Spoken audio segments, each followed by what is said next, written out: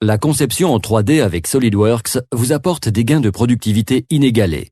Les erreurs sont réduites, les pièces s'ajustent entre elles d'emblée et les prototypes physiques deviennent presque inutiles. Comment savoir si cette conception n'entraînera pas une surchauffe? Pour s'en assurer, généralement il faut recourir à différents prototypes onéreux. Ajoutons un ventilateur. Quel emplacement choisir? 2 ventilateurs amélioreront-ils le refroidissement ou les exigences de coût, de bruit et de puissance effaceront-ils les bénéfices? Comment identifier la meilleure conception? SolidWorks Flow Simulation vous apporte la réponse grâce à un assistant de définition simple et rapide qui travaille directement sur la géométrie 3D. Il est donc inutile d'utiliser une autre application. Cela permet de définir le cahier des charges, température ambiante, pression et type de fluide. Ici, nous utilisons de l'air. Il est facile de définir les conditions de fonctionnement grâce à une base de données d'ingénierie intégrée qui contient les données sur tous les éléments communs.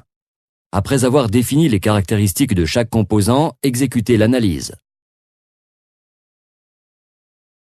Peu après, vous pouvez afficher les résultats sous forme graphique pour étudier les performances de la conception.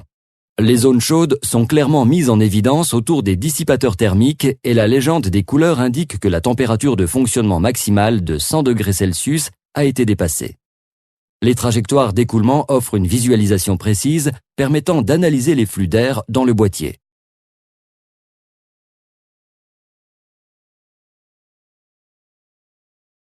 Les configurations dans SolidWorks permettent de tester plusieurs itérations à la fois.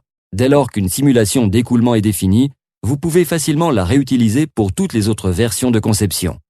Et si vous apportez des modifications de dernière minute à la carte de circuit imprimée ou au boîtier, la simulation est mise à jour automatiquement.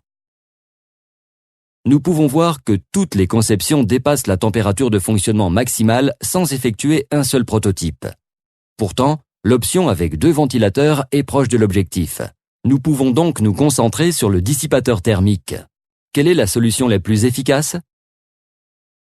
Ce dissipateur thermique réduit considérablement la température. Cette solution est plus coûteuse. Nous devrions donc essayer d'utiliser le même dissipateur avec un seul ventilateur. SolidWorks Flow Simulation est la solution idéale, car elle réduit le nombre de prototypes et vous aide à concevoir de meilleurs produits.